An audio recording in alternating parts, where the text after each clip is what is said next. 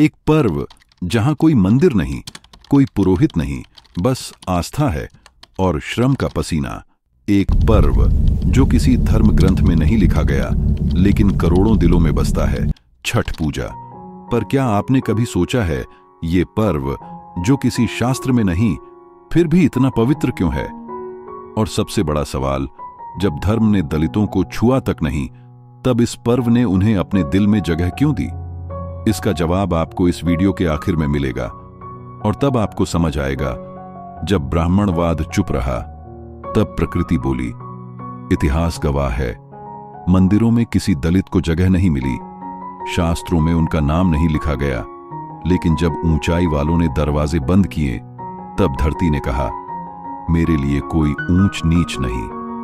और यहीं से शुरू हुआ वो पर्व जो पवित्रता को किसी जाति या ब्राह्मण के हाथों में नहीं, बल्कि मेहनत और मातृत्व में देखता है।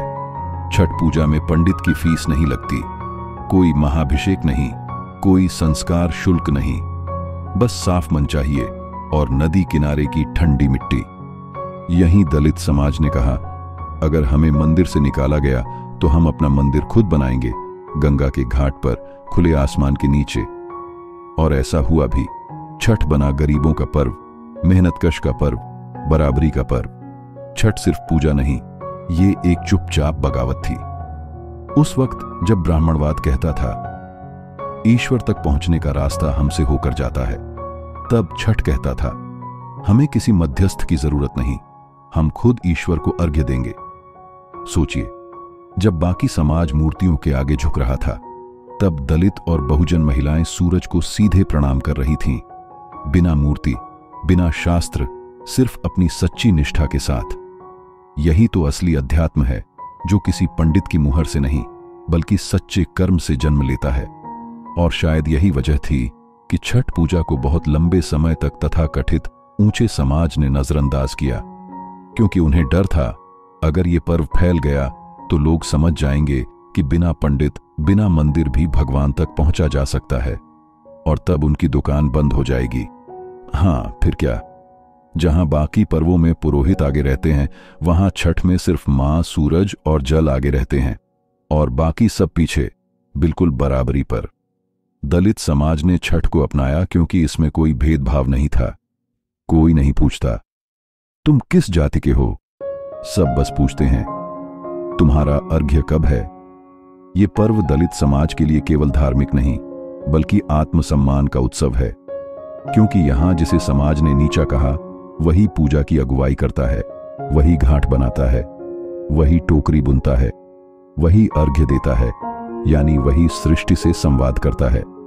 जब एक मां 36 घंटे का व्रत रखती है, तो वो किसी पंडित के कहने पर नहीं, बल्कि अपने दिल की पुकार पर रखती है।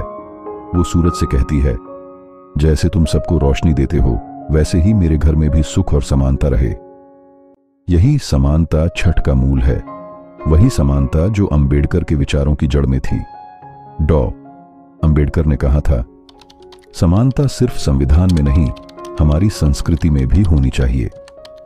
और छठ पूजा वही संस्कृति है, जहां जाति नहीं, कर्म की पूजा होती है। पर आज सवाल यह है, क्या हम अब भी उस छठ की आत्मा को समझते हैं, या हमने भी उसे दिखावे में बदल दिया है? कुछ जगहों पर आज भी दलितों को घाट के किनारे तक आने नहीं दिया जाता। पर याद रखिए, छठ का असली अर्थ ही है बराबरी।